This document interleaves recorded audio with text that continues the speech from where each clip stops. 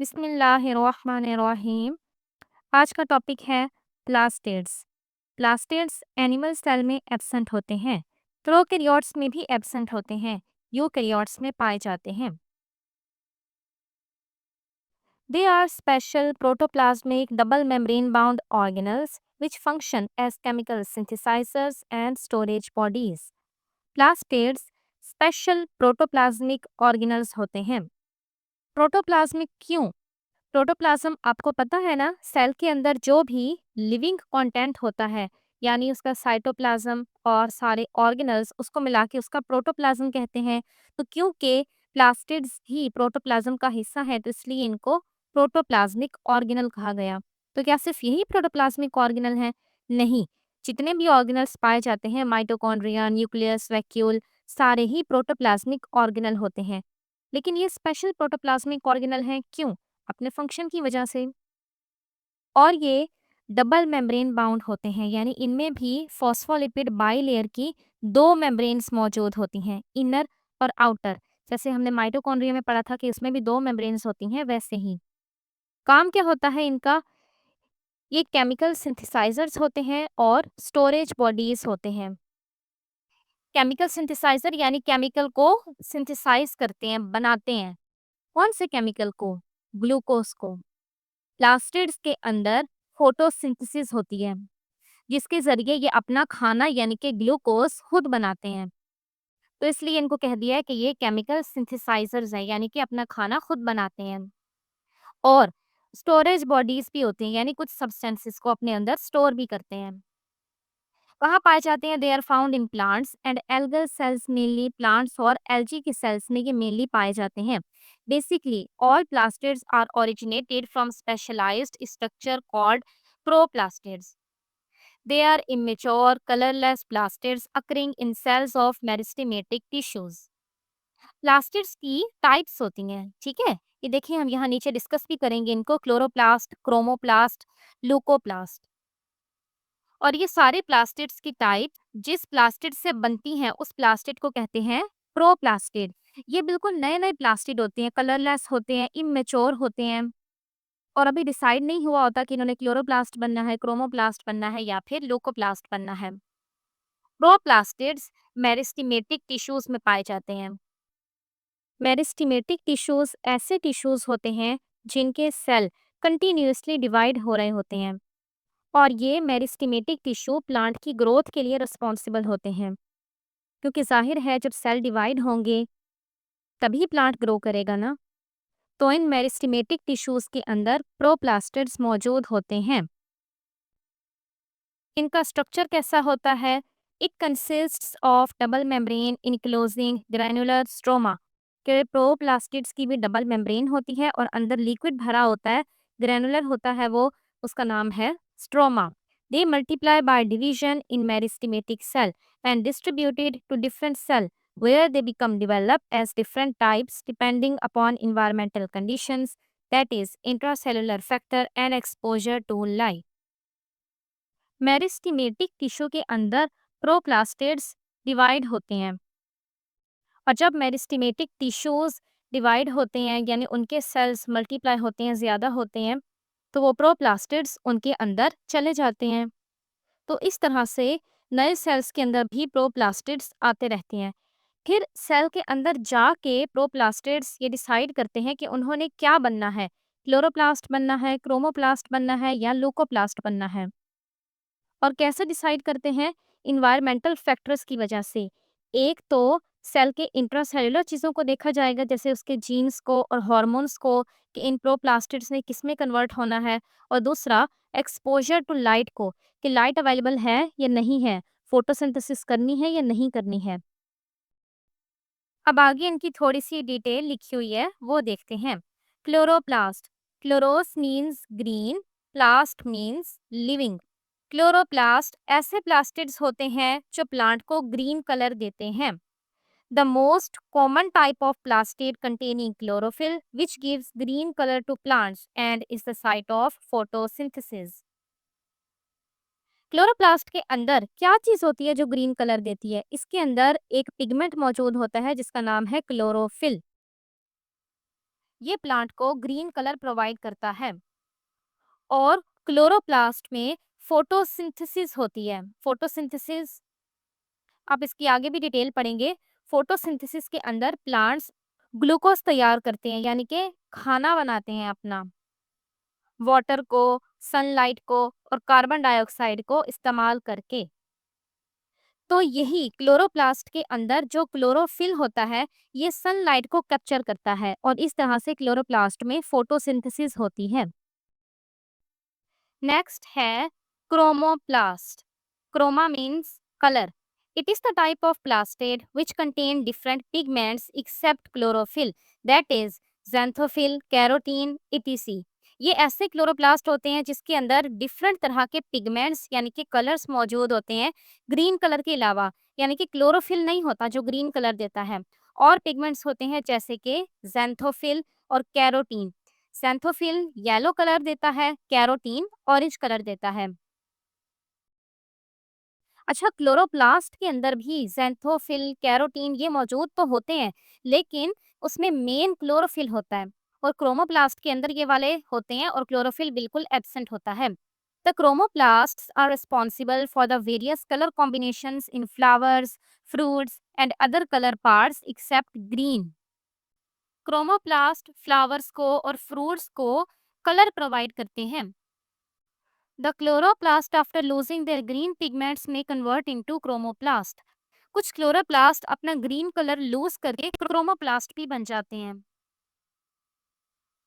They help in pollination and dispersal of seeds. Chromoplast flowers को और fruits को अच्छा कलर प्रोवाइड करते हैं।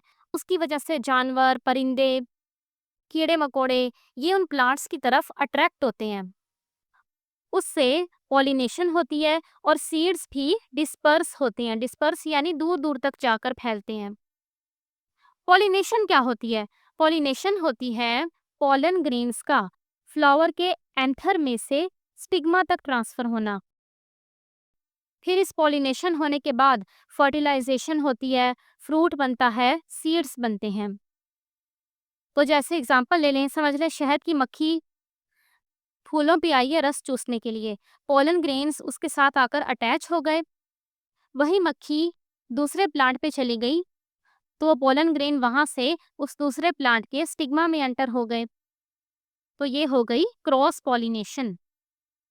तो क्रोमोप्लास्ट जो अट्रैक्टिव कलर प्रोवाइड करते हैं प्लांट को, उसकी वजह से पॉलिनेशन और डिस्पर्सल ऑफ सीड्स होती है। नेक्स्ट है लूकोप्लास्ट। लूकोस मीन्स कलरलेस। ये कलरलेस प्लास्टिड होते हैं जो प्लांट के ऐसे पार्ट्स में पाए जाते हैं जहां तक लाइट नहीं पहुंचती, जैसे कि जो उसके अंडरग्राउंड पार्ट्स होते हैं, रूट्स वगैरह में। और इनका काम होता है सब्सटेंसेस को स्टोर करना। अब ये जिस मटेरियल को स्टोर करते हैं उसकी बेस पे लूकोप्लास्ट की भी टाइप्स होती हैं। जैसे कि अगर ये कार्बोहाइड्रेट्स को स्टोर कर रहे हैं तो इनको कहते हैं अमाइलोप्लास्ट। अगर ये लिपिड को स्टोर कर रहे हैं तो इनको कहेंगे इलेओप्लास्ट। और अगर ये प्रोटीन को स्टोर कर रहे हैं तो इनको कहेंगे प्रोटियोप्लास्ट। प्रोटियोप्लास्ट की स्पेलिंग में जो आई डला हुआ है ये नहीं आएगा।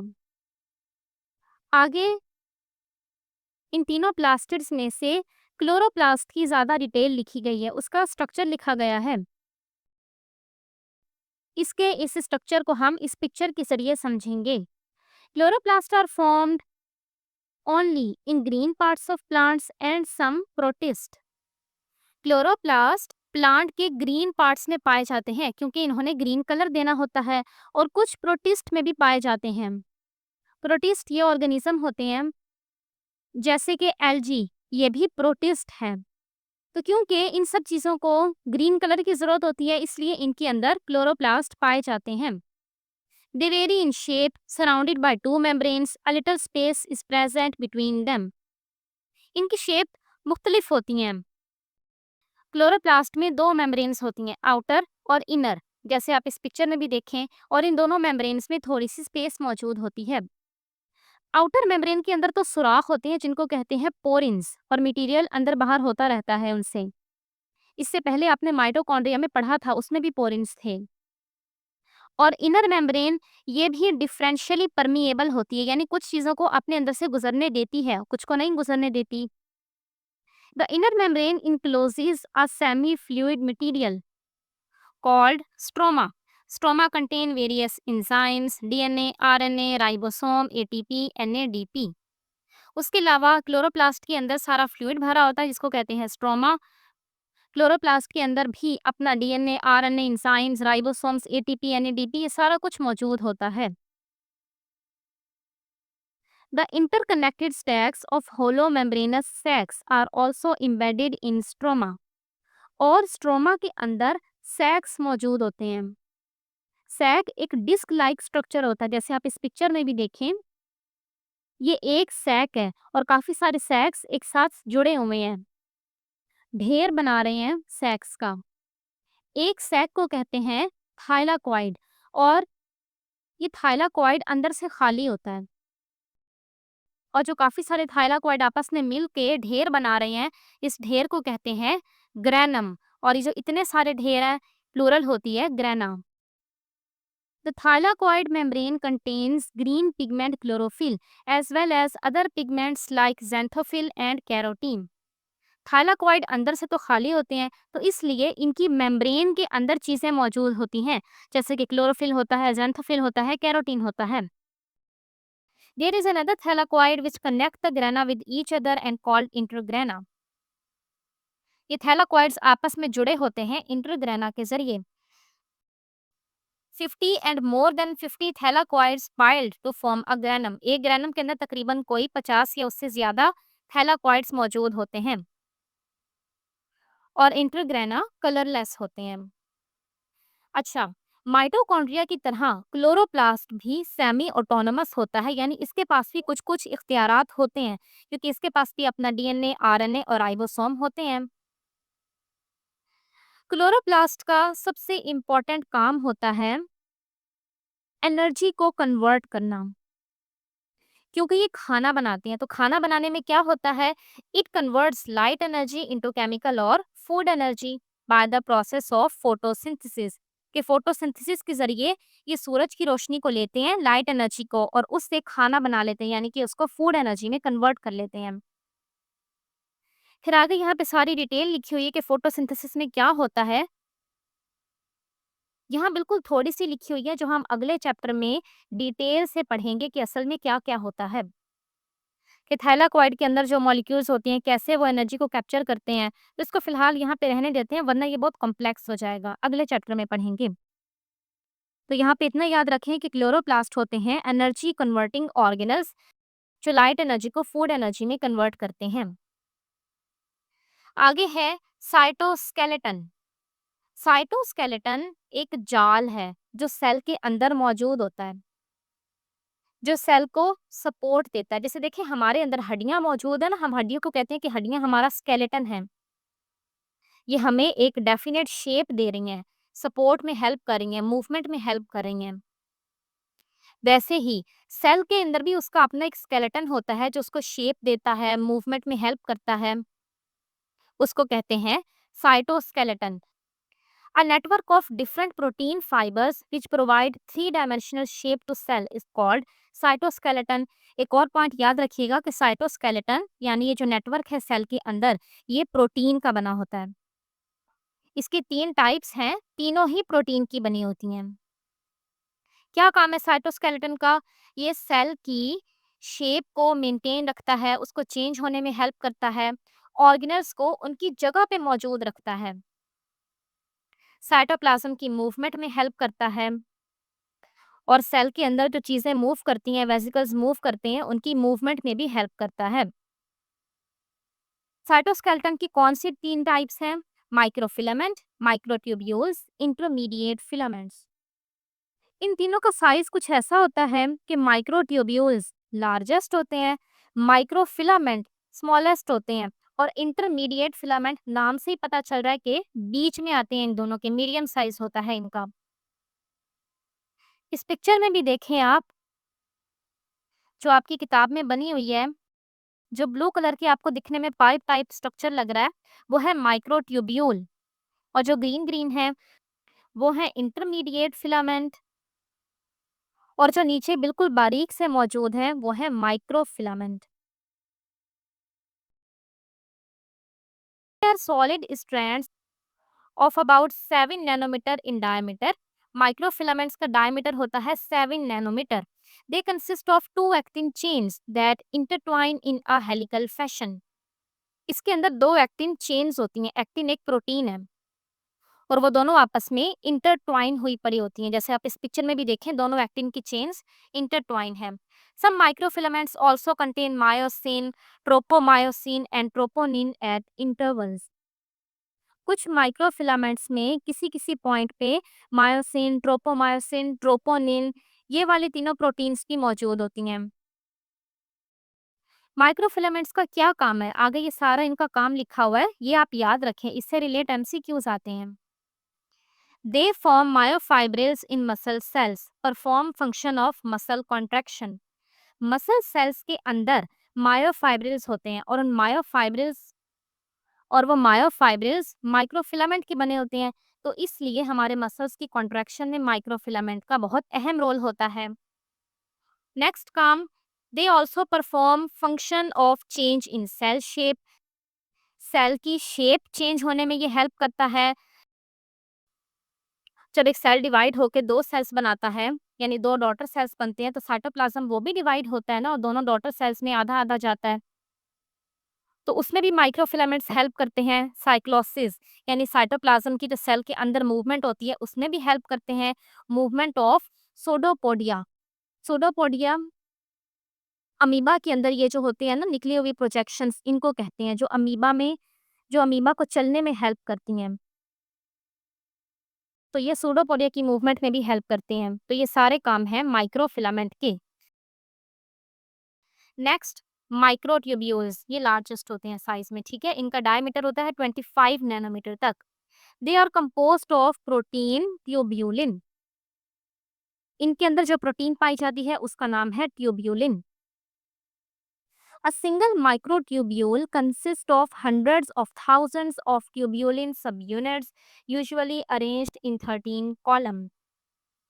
Each column is called protofilament. इस स्ट्रक्चर को देखें, माइक्रोट्यूब्यूलिन के अंदर ट्यूब्यूलिन प्रोटीन होती है। यहाँ आपको ये जो दो कलर्स नजर आ रहे हैं ना, ये असल में इस ट्यूब्यूलिन के अल्फा और बीटा यूनिट्स हैं, लेकिन है तो ट्यूब्यूलिन ही। ये ट्यूब्यूलिन कॉलम्स की शक्ल में अरेंज होते हैं, ठीक है। जैसे आप ये देखें, ये एक लंबा सारा जो है इसको कहते हैं कॉलम, और इस कॉलम का नाम है प्रोटोफिलामेंट। और इस तरह के तकरीबन कोई टोटल 13 प्रोटोफिलामेंट्स होते हैं, जो मिलके ये गोल सा स्ट्रक्चर बना रहे होते हैं, और अंदर से ये माइक्रोट्यूब्यूल खाली होती हैं। माइक्रोट्यूब्यूल प्लांट सेल के अंदर तो ये ऐसे ही फ्रीली डिस्पर्स्ड होती हैं। जब प्लांट सेल डिवाइड होता है तो उसमें हेल्प करती हैं, स्पिंडल फाइबर्स बनाती हैं। एनिमल सेल के अंदर एक ऑर्गेनल होता है जिसको कहते हैं सेंट्रियोल, जो हम आगे पढ़ेंगे, वो माइक्रोट्यूब्यूल का बना होता है, और वो हेल्प करता है जब सेल डिवाइड होता है उस टाइम पे। यहाँ पे लिखा हुआ है movement of chromosomes during cell division.